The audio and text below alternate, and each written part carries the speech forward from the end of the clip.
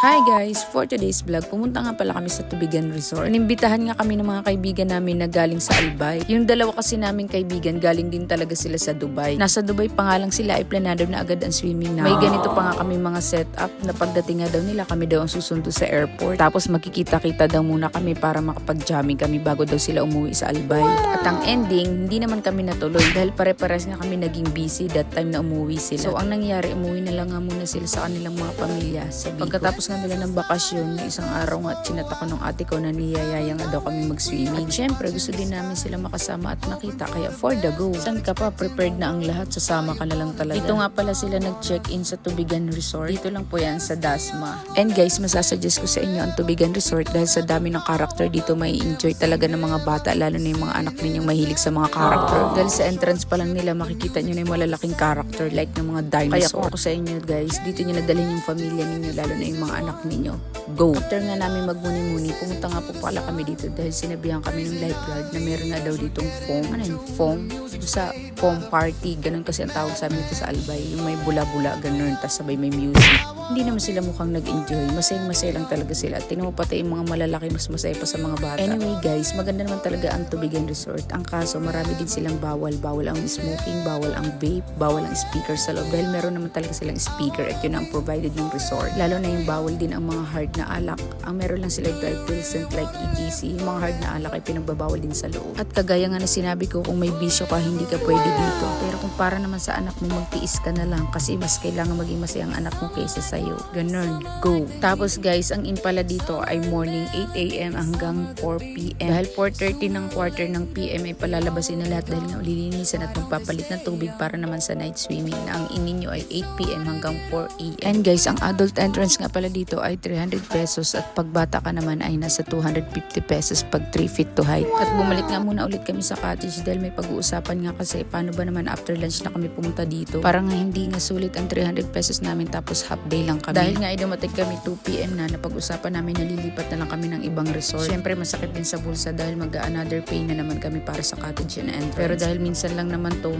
go! Alas 4 na nga ito kaya nag-prepared na din kami para makalipat na kami at makahanap pa kami ng ibang resort. So ayun nga guys, maraming ding naging epic sa paglipat namin ng resort. Dahil karamihan ng in-inquire namin ay kagaya din ng mga bawal doon sa una namin pinuntahan ang Tubigan Resort. Bawal din ang speaker at bawal din ang mga hard na alak. So nawala na nga lang din kami ng choice na parang ayaw na nga lang namin mag-swimming at umuwi na lang kami. Buti na lang isa kong friend nagsabi sa akin na meron daw ibang resort dito. Yes, at ito yung Circle Island. Dito na lang kami pumunta. Hindi na nga din ako gaano nakapag-video pagdating namin sa Circle Island. Dahil nga ninalobat na din ang cellphone ng alipin niya. So after nga namin kumain, nagkaroon na din po ng party-party at binuksan na din nga po yung slide. Mga oras na to ay alas 8 na nga po ng gabi at kami nga lang po ang tao dito sa resort na to. Recommend ko naman sa inyo ang Circle Island dahil lahat naman dito ay pwede dito ang mga hard na alak and smoking and vape. Go. At ito nga yung isang gusto namin na maipasok namin yung speaker dahil may mga sarili din naman tayong mood kung anong gusto natin patugtugin. At mas napipil namin yung saya pag kami mismo o nagpi-play ng music dahil may kanya-kanya kami. Kanya-kanyang kebelewan. Go. Nandito nga pala kami sa taas ng slide sa 3rd floor. Kanina nga ay nasa baba lang kami sumasayaw, ngayon nandito na kami sa taas. Ewan ko ba at ang hyper namin tatlo. After nga namin sa taas, dito naman kami sa baba naglagi. Yes, at tuwang-tuwang nga yung dalawa kong ate dito sa pinaggagawa. Dahil ba naman, alam niyo ba yung sayo ng Cavite, yung bakte? Sinusubukan ko ang pag-aralan dito yung bakte dahil hindi ko talaga makuha, lalo na yung pagkamay lang gumagalaw. Ewan ko ba sa paulit-ulit niya, napagod na lang din ako. Siguro mas lugusin ko na lang mag-twerk kaysa magbakte ako kasi parang hindi siya para sa akin. Ganun, go. So dahil napagod na nga alipin yun, niyaya ko na nga sila dito na sabi ko mag-i-start na kami dahil anong oras na nga, dahil nga alas 10 daw ay uuwi na kami. Kasi nga diba nag-morning swimming kami kanina, yung iba dito galing pa sa trabaho. Dahil wala pa silang tulog, papasok na naman sila, kaya maaga na lang kami uuwi ngayon na dapat alas 4 pa kami ng umaga uuwi. Hanggang alas 10 na lang daw uuwi na kami. So after neto, ganito na nga po ang nangyari sa amin. Kanya-kanya na nga lang kami ng chika dito at kwentuhan kung anong mga problema, anong mga pinagagawa namin sa buhay. So yun guys, pasensya naman kasi may tao dito guys, puro na may tama kay wala pa rin alak, mas na tira namin sa alak namin guys kay upat lang kabuka man tira guys dito kay tama na guys, wala tinugtindog na guys. So ayun nga guys, pagpasensyahan nyo na yung nag-voice over. Gusto daw kasi niya matry kung paano nag-edit at nag-voice over sa vlog. So ayan, habang patuloy ang aming inuman at napaindak naman ang aming Ha? Ano daw? Ay naku, pasensya na guys. Gusto kasi daw nilang masubukan paano mag-voice over. Wala, ano ba yan? Habang nag-voice over ako, tumulo laway ko. Go. At ito na nga, nag-uumpisa naman umindak si kuya mo. King Kong. Asya. Hey guys, I'm back. Ako muna mag-voice over kasi tumutulong ng rabies niya. kasi nililito na siya sa pagbubush over. Napahaba na yung namin kwentuhan. Dan sumasaya na ba so tumatay na cha na. Pasaya na yung uncle namin kung kurikong. O ayun nga guys, niyaya nila ako mag-slide dito pero dahil hindi ko kaya mag-isa, kailangan nila akong samahan. Go! Pagkatapos nga namin mag-slide, mag-miming, pumunta na kami dito sa aming set. Grabe, ang dami nangyari sa amin nito ng mga oras na to hanggang umabot kami kung paano kami. Ganon. Ang usapan talaga namin dito ay aabot lang kami hanggang alas 10. Pero grabe, alauna na pala. Go. Minsan hindi mo din talaga matutupad ang mga sinasabi mong promises. Kaya din sila pumayag na mag-overnight kami dahil alas 10 nga uuwi na kami. Pero dahil napasarap ang inuman at kwentuhan, umabot kami ng alauna.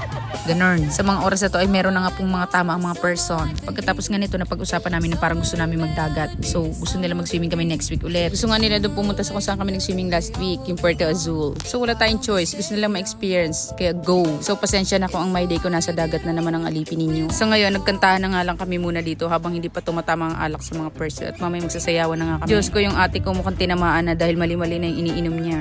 Ay maling baso ng iniinuman niya dahil pang shot glass na. Yung shot glass ang iniinuman niya pero Red Horse ang iniinom namin, di ba? Iba din naman talaga pag sumapi ang alak sa katawan ng ate mo, nagiging Rupa May. Masyado na nga masaya siya dito dahil ang ginagaya niya ng boses ay si Rupa May. Di ba? At ito na nga sinasabi ko sa inyo, pag tumama na ang espiritu ng alak sa katawan ko, matik na ang camera at video. Sa akin na nakatotok. Medyo agaw pansin na nga dito si Kuya King Kong at ako. Dahil nga tinamanan ng alak, sige na sayo dito. Dito nga kasi sobrang saya namin dahil nagpapagaling nga kami kung ang taga Cabateño ba or Bicolan ang magaling mag-cha-cha. Kaya kami mga taga Bicol, sinusubukan namin sayawin ang sayaw ninyo mga taga Cavite. Wala, minsan hindi talaga kaya ng paa ko, dapat gumagalaw ang paa ko, hindi lang sa kamay. Pero hindi ko talaga makuha ang sayaw ng bakte, kaya kayo na lang. Pinakitaan niya kami dito at sinampulan kami kung paano sayaw niya ang Cabateño. Misyado naman talaga ang galawan ng kuya mo. Sinubukan nga din dito ni Rufa Quinto kung paano sayaw niya yung bakte. Hindi ko alam dahil basta hindi niya makuha yung step, kaya iba na lang ang ginawa niya kundi nag-Chinese garden na lang siya.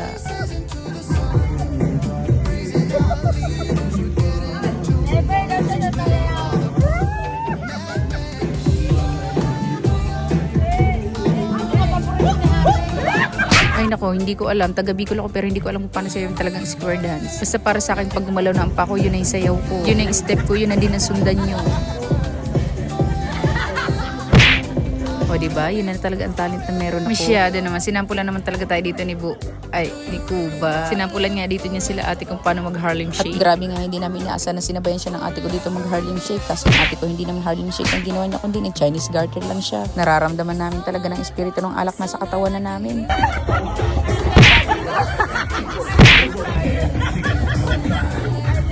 Masyado nagpasikat na naman nga si also birthday dito dahil gusto nga din nila ate makita ulit yung Harlem Shake niya. At sa tuwing tatapat nga yung camera sa kanya, kala mo lagi may sakit, lagi may pitik yung sayaw niya. Sinabihan nga sila ni ate na mag-ready na sila para sa piyesa sa pag-uwi na. Para daw sa sayawan dun sa gitna ay may pangbato na din daw sila. Grabe sa mga oras na talagang hindi na namin alam pinagagawa namin, lalo dahil solo nga lang kami dito sa resort, kami lang ang tao dito kaya sobrang ingay na din namin. Grabe nga yung experience namin dito sa Circle Island, kaya thank you so much nga po pala. Hindi kami makakalimutan dito sa pinagagawa namin maliban sa gumawa kami ng iskandalo sa pagiging King Kong namin dito. Naging masaya naman talaga kami. Minsan ang pagiging masaya ng sobra ay may kapalit din. Kagaya nga isa namin kasama, nawalan nga po siya ng gold. Dahil nga sobra ding saya sa kakuha ng pera sa bag niya, nahulog niya yata yung gold at di niya napansin yun. Alam niyo bang tulog na ako, ginigising pa niya ako dahil nga nawawala daw yung gold niya. Kaya kahit antok na ang driver, bumalik kami dun sa resort para hanapin kaso hindi na nga namin nakuha. Ganon pa man, thank you pa rin sa experience Circle Island. Thank you for watching. Bye-bye!